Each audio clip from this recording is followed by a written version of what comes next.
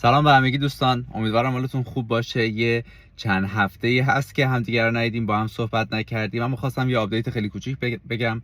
اول از همه این که این هفته برمیگردیم به همون روال همیشگی هفته نامه هامون و خلاصه چند تا مشکلی بالاخره هم در ایران هم چند تا مشکل شخصی بود که حل شد و از این هفته ادامه خواهیم داد. ممنون از همه دوستانی که پیگیری کردن، حالا میپرسن، خیلی لطف دارین.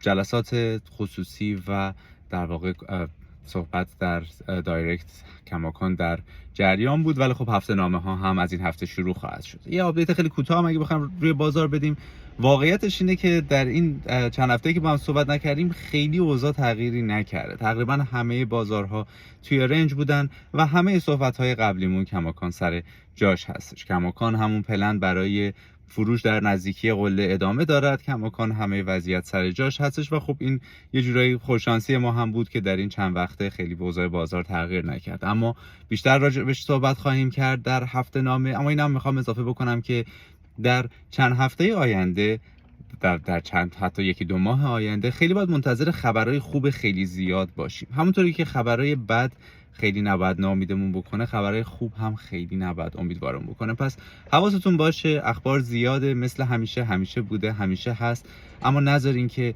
تاثیر خیلی زیادی روتون بذاره و سعی بکنیم که با قدرت، با برنامه، با همون نقشه هایی که داشتیم بتونیم که پیش بریم. باز هم ممنونم از همتون، به زودی میبینمتون و تا دیداری بعد. خدا نگهدار.